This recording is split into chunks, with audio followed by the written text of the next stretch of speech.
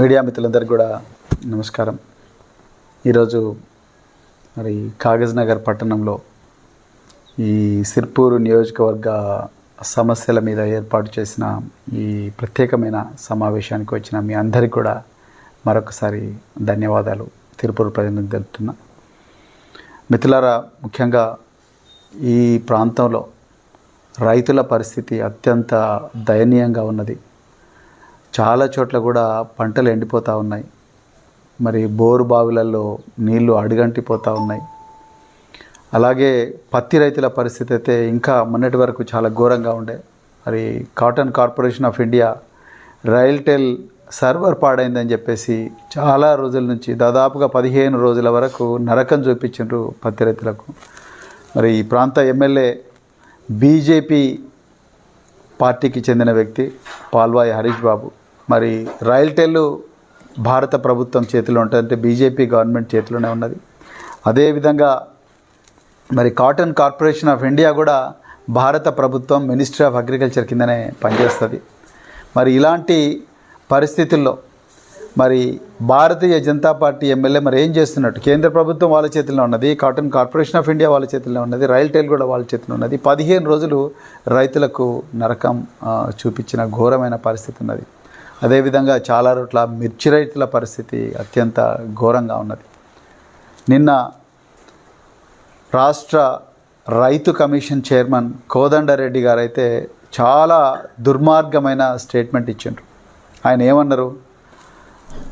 రైతులు యాసంగి పంటలు ఇంకా వేయకండి, మళ్ళీ యాసంగి పంటలు వేసి అనవసరంగా బోర్లల్లో నీళ్లు అడుగంటిపోతున్నాయి కాబట్టి మరి ఈ విధంగా వేసి ఇబ్బంది పడకండి అని చెప్పేసి ఎంత ఘోరంగా దుర్మార్గంగా రైతుల మీద కక్ష కట్టి ఈ ప్రభుత్వం మాట్లాడుతుందో ఒకసారి చూస్తే మీకు అర్థమవుతుంది.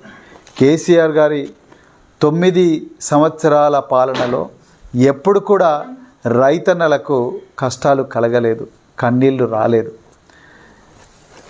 ఎండాకాలంలో వానాకాలం గురించి ప్రిపేర్ అయ్యేవాళ్ళు, వానాకాలంలో యాసంగి గురించి ప్రిపేర్ అయ్యేవారు కేసీఆర్ గారు. నాట్ల సమయంలోనే మరి కోతల సమయానికి ప్రిపేర్ అయ్యేవాళ్ళు. అధికారులందరినీ కూడా, ఎమ్మెల్యేలను, ఎమ్మెల్సీలను, మంత్రులను అందరినీ కూడా ఉరికిచ్చి పరిగెత్తించేవాళ్ళు కేసీఆర్ గారు.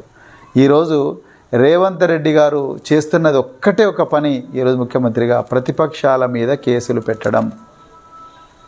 ఆయన రాజకీయాలు చేస్తూ ఉన్నాడు అంతే తప్ప భూదందాలు చేస్తూ ఉన్నాడు. రైతుల నుంచి భూములు గుంజుకుంటూ ఉంటున్నాడు. కానీ ఆయన రైతుల కోసం మాత్రం మాత్రం మరి న్యాయం చేయడం లేదు. ఇలా భూగర్భ జలాలు అడుగంటిపోయినాయి అంటున్నారు. మరి ఒకవైపేమో మేడిగడ్డ రిజర్వాయరు కొంత ఇబ్బందుల్లో ఉంది, అందుకొరకు మేమేం చేయలేకపోతున్నామని చెప్పి గత ప్రభుత్వాన్ని నిందిస్తున్నారు. అయ్యా, మేడిగడ్డలో ఒక పిల్లర్ కొంగిపోయింది అనుకుందాం, నీ దగ్గర 2.5 లక్షల కోట్ల బడ్జెట్ ఉన్నది.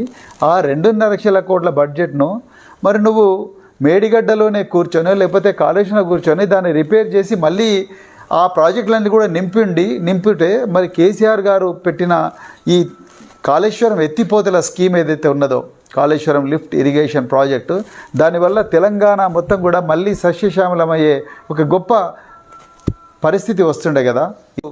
మరి రైతుల కోసం ఖర్చు పెడితే ఎంత బాగుంటుండే. అదే డబ్బులు మరి ఈ నీటిపారుదల ప్రాజెక్టుల మీద ఖర్చు పెడితే ఎంత బాగుంటుండే. ఇంకా సిగ్గు లేకుండా నిన్న కొడంగల్లో కానీ నిన్న నారాయణపేటలో మరి ముఖ్యమంత్రి గారు అంటున్నారు కేసీఆర్ గారి హయాంలో ఏమీ జరగలేదు, అంత న్యాయంలో జరిగిందని అంటూ ఉన్నారు. ఇంతకన్నా ఘోరమైన స్టేట్మెంట్ ఏమన్నా ఉంటుందా? ఒక్కసారి మరి ఈ ప్రాంత ప్రజలు ఆలోచించాలి. ఈ ప్రాంత ప్రజల శ్రేయస్సును కాపాడుకోవడంలో కాంగ్రెస్ పార్టీ పూర్తిగా విఫలమైపోయింది. పూర్తిగా విఫలమైపోయింది. బీజేపీ ఎట్లాగో విఫలమైంది, కాంగ్రెస్ పార్టీ కూడా విఫలమైంది. మరి ఇన్ఛార్జ్ మంత్రి సీతక్క గారు ఉన్నారు, అదేవిధంగా ఇక్కడ ఎమ్మెల్సీ దండవిఠల్ గారు ఉన్నారు. సో అదేవిధంగా ఇంకా చాలామంది నాయకులు ఉన్నారు. సో వీళ్ళందరి వల్ల ఈ ప్రాంతానికి ఏమీ లాభం జరగలేదు. రోడ్ల మీద ప్రజలు పిట్టలాగా చచ్చిపోతూ ఉన్నారు. ఎక్కడ కూడా రోడ్లు బాగాలేవు, మొత్తం కూడా గతుకుల రోడ్లు. ప్రజలు చనిపోతుంటే ఏమాత్రం శ్రద్ధ లేకుండా బాధ్యతారహితంగా వ్యవహరిస్తున్నది కాంగ్రెస్ పార్టీ. ఏ ఆఫీసులో కూడా ప్రజలకు న్యాయం జరగడం లేదు. రైతులకు రుణమాఫీ పూర్తిగా కాలేదు, రైతు భరోసా రాలేదు. అదేవిధంగా విద్యార్థులకు స్కూటీలు, అమ్మాయిలకు స్కూటీలు రాలేదు. 10వ తరగతి పాస్ అయిన వాళ్ళకు 10,000, ఇంటర్మీడియట్ పాస్ అయిన వాళ్ళకి 25,000, డిగ్రీ పాస్ అయిన వాళ్ళకు 50,000, అదేవిధంగా మరి పీజీలు చేసిన వాళ్ళకు 75,000, పిహెచ్డి చేసిన వాళ్ళకు ₹1,00,000 అన్నారు ముఖ్యమంత్రి రేవంత్ రెడ్డి గారు. ఒక్క పైసా కూడా ఇంతవరకు సిర్పూర్ ప్రాంత ప్రజలకు రాలేదు. మరి ఎందుకున్నారు కాంగ్రెస్ నాయకులు? ఎందుకున్నారు కాంగ్రెస్ నాయకులు? దాని గురించి ఎవ్వరు కూడా మాట్లాడతలేరు. ఇక రెండవది, చాలామంది మీడియా మిత్రులు ఈరోజు నన్ను ఒక ప్రశ్న అడిగినారు. సార్, ఈ కాగజ్ నగర్లో, సిర్పూర్లో పెద్ద ఎత్తున కూడా రూమర్స్ వస్తూ ఉన్నాయి.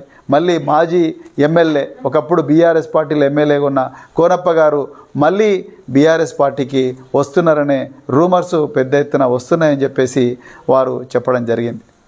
నేను ఒక్కటే చెప్తున్నా మిత్రులారా, తెలంగాణ అనేది ఆత్మగౌరవ ఉద్యమం.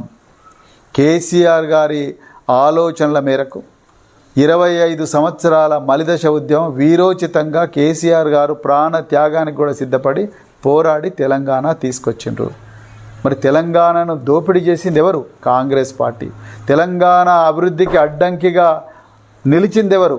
ఆంధ్ర నుంచి వలస వచ్చిన పెత్తందారులు, ఆంధ్ర పెత్తందారులు తెలంగాణ ఆస్తుల మీద, తెలంగాణ సంపద మీద వాళ్ళ కబ్జా పెట్టుకోవడం కోసం, తెలంగాణ ప్రజల జీవితాలను నాశనం చేయడం కోసం వాళ్ళు ఆ రోజు కుట్రలు చేస్తుంటే కేసీఆర్ గారు తన పదవికి కూడా రాజీనామా చేసి మరి ఉద్యమాన్ని మొదలుపెట్టిండు. 14 సంవత్సరాల పోరాటం తర్వాత తెలంగాణ కళ సాకారమైంది. అధికారంలో ఉన్నప్పుడు ఆ పార్టీ అధికారాన్ని పూర్తిగా వినియోగించుకొని కేసీఆర్ గారి దయ వల్ల ఇక్కడ ఎమ్మెల్యేగా ఉండి ఆ డబ్బులన్నీ కూడా తెచ్చుకొని తన ఆంధ్ర ప్రాంతం వాళ్ళకే కట్టబెట్టిండు కోనేరు కోనప్ప గారు. ఎప్పుడైతే పార్టీ ప్రతిపక్షంలో కూర్చున్నదో, తెలంగాణ రాష్ట్ర సమితి అంటే భారత రాష్ట్ర సమితి ప్రతిపక్షంలో కూర్చున్నదో, ఎప్పుడెప్పుడు ఈ పార్టీని వదులుదామా, ఎప్పుడెప్పుడు మళ్ళీ కాంగ్రెస్ పార్టీలకు పోయి అధికారంలో కూసుందామా, అధికారాన్ని వాడుకుందామా, అధికారాన్ని వాడుకొని ప్రతి మండలానికి ఒక 10 మంది గుండాగాళ్ళను తయారు చేసి వాళ్ళతోని పేద ప్రజలను మరి అణచివేద్దామా అన్న ఆలోచననే వీళ్ళకున్నది తప్ప ఈ ప్రాంతాన్ని డెవలప్ చేయాలన్న ఆలోచన లేదు. ఎంతసేపు కోనప్ప గారు అంటున్నారు, నేను గూడెం బ్రిడ్జి కట్టినా, ఈ బ్రిడ్జి కట్టినా. అయ్యా కోనప్ప గారు, మీ ఇంటి నుంచి కట్టలేదుగా, మీరు మీ ఇంటి నుంచి కట్టినరా ఈ గూడెం బ్రిడ్జి? తెలంగాణ ప్రజల చీము నెత్తురు కష్టార్జితం, ఆ కష్టార్జితం కేసీఆర్ గారు, కేటీఆర్ గారు దయదలిచి మీకు ఇచ్చిండ్రు. అయినా ఆ బ్రిడ్జ్ను ఎవరితో కట్టించినావు? మళ్ళా ఆంధ్ర ప్రాంత కాంట్రాక్టర్లతో కట్టించినావు. అదేవిధంగా పెంచికల్పేట నుంచి దయగామ పోయే బ్రిడ్జు, అది కూడా పెద్దవాగు మీద బ్రిడ్జు, మళ్ళీ అదే ఆంధ్ర ప్రాంత కాంట్రాక్టర్లతోనే కట్టించినావు. ఇక్కడ మిషన్ భగీరథ ట్యాంకులన్నీ కూడా, పెద్ద పెద్ద ట్యాంకులన్నీ కూడా ఆంధ్ర ప్రాంత కాంట్రాక్టర్లను కట్టించినావు. ఇక్కడ మేజర్ రోడ్లన్నీ కూడా ఆంధ్ర ప్రాంత కాంట్రాక్టర్లతోనే మీ బంధువులకే ఇచ్చినావు. ఇంకా మరి తెలంగాణకు చేసింది ఏంటంటే నాకు అర్థం కాదు. ఇంత చేసినా కూడా ఆ రోజు వారికి, ఆ పార్టీకి వెన్నుపోటు పరిచి మీరు మళ్ళీ ఈ పార్టీని వదిలిపెట్టి వెళ్ళిపోయినారు. వెళ్ళిపోయిన తర్వాత మరి ఆ రోజు నేను ఇంకా బీఆర్ఎస్లోకి జాయిన్ కూడా కాలేదు, నేను అప్పటికి ఇంకా బీఎస్పీలో ఉన్నాను. కానీ కేసీఆర్ గారు కేంద్రంలో కూడా మన తెలంగాణ వాయిస్ ఉండాలని చెప్పేసి ఆ రోజు బీఎస్పీతో పొత్తు పెట్టుకుంటే మీరు ఆ పొత్తు వార్త వచ్చిన వెంటనే మరి అదే అదనుగా చూసి కాంగ్రెస్లోకి జంప్ అయినరు.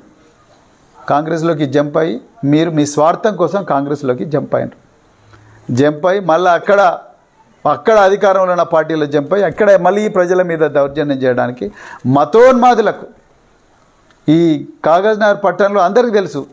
కాగజ్నగర్ పట్టణంలో మత కల్లోలాలు జరిగితే ఆ మత కల్లోలాల వెనుక ఎవరి అనుచరులు ఉన్నారనేది అందరికీ తెలుసు. జైలు రికార్డులు చూస్తే కూడా తెలిసిపోతుంది. కాగజ్ నగర్ అంటేనే మత సామరస్యానికి పెట్టింది పేరు, కాగజ్ నగర్ అంటేనే శాంతికి పెట్టింది పేరు. ఇలాంటి పచ్చని కాగజ్ నగర్లో పచ్చగడ్డేస్తే బగ్గుమన్నంత పరిస్థితి, ఘోరమైన పరిస్థితి తీసుకొచ్చింది ఎవరు అనేది కాగజ్ నగర్ ప్రజల పట్టణ ప్రజలందరికీ కూడా తెలుసు. అంటే అధికారం కోసం ఎంతటి నీచమైన స్థాయికైనా దిగజారే పరిస్థితి ఉన్నది మీది. మళ్ళీ మీరు అయిపోయింది, అక్కడ కాంగ్రెస్లో పొసుగుతలేదు, కాంగ్రెస్లో 4 వర్గాలు అయినాయి. 4 వర్గాలు అయ్యే వరకు మళ్ళీ అక్కడ మన ఆట సాగుతలేదు కాబట్టి మళ్ళీ వచ్చి నేను మళ్ళీ మీ కార్యకర్తలందరితో సోషల్ మీడియాలో నేను ఎక్కడ పోతలేను. నేను తెలంగాణ ప్రజలు ఈ ప్రాంతంలో విముక్తి కోరుకుంటున్నారు మీ దుర్మార్గాల నుంచి, దోపిడీ నుంచి. అందుకొరకే నేను మళ్ళీ చెప్తున్నా ఈ కాగజ్ నగర్ పట్టణ ప్రజలకు, అదేవిధంగా సిర్పూర్ తాలూకా ప్రజలకు ఇలాంటి కుట్రలను, ఇలాంటి ఎత్తులను, ఇలాంటి జిత్తులను ఎట్టి పరిస్థితుల్లో నమ్మకండి. ఈ ప్రాంత అభివృద్ధి కోసం పోరాడేదే బీఆర్ఎస్ పార్టీ. తెలంగాణ అస్తిత్వాన్ని తీసుకొచ్చింది బీఆర్ఎస్ పార్టీ. తెలంగాణ ఆత్మ బీఆర్ఎస్ పార్టీ. తెలంగాణ అమరవీరుల ఆశయాలకు ప్రతిబింబమే మరి బీఆర్ఎస్ పార్టీ. రాబోయే రోజుల్లో తెలంగాణను కాపాడుకునేది కూడా బీఆర్ఎస్ పార్టీ. ఇలా ఈ కోనేరు కోనప్ప ఆంధ్ర ప్రాంతం చేస్తున్న జలదోపిడి గురించి మాట్లాడగలడా? ఆంధ్ర ప్రాంతం ఇలా కృష్ణానదిలో, గోదావరి నదిలో జలదోపిడీ చేస్తుంది, దాని గురించి మాట్లాడతారా వీళ్ళు? 10 సంవత్సరాల అధికారంలో ఉన్న ఈ ఎమ్మెల్యే ఆంధ్ర ప్రాంతం నుంచి కాంట్రాక్టర్ని తీసుకొచ్చి ఇక్కడ ఈ ప్రాంత ప్రజలను నాశనం చేసినోడు రేపు జలదోపిడీ గురించి మాట్లాడతాడా? సిర్పూర్ ప్రాంతానికి జరిగే అన్యాయం గురించి ప్రజలు గుర్తించాలని చెప్పి మరి మరొక్కసారి కోరుకుంటూ ఈ అవకాశం ఇచ్చిన మరి మీడియా మిత్రులకు ధన్యవాదాలు చెప్తూ, ఎట్టి పరిస్థితుల్లో కూడా ఇక్కడ గూండాగిరి నడవనీయం. నేను ముందరనే చెప్తున్నా, ప్రజలు చట్టబద్ధంగా పోవాలి, శాంతియుతంగా బతకాలి. వాళ్ళందరి ఇళ్లలోకి సంపద రావాలి. సంపద ఒక్కంది కాదు, అందరిది. ఈ సంపద అందరిది, అందరికి కూడా సమానంగా రావాలి. పేదరికం పోవాలి, గూండాయిజం పోవాలి. అంతవరకు మేమందరం కూడా కేసీఆర్ గారి నాయకత్వంలో, కేటీఆర్ గారి నాయకత్వంలో వీరోచితంగా పోరాడుతాం. సిర్పూర్ను కాపాడుకుంటాం, తెలంగాణను కాపాడుకుంటాం. జై తెలంగాణ, జై కేసీఆర్, జై కేటీఆర్.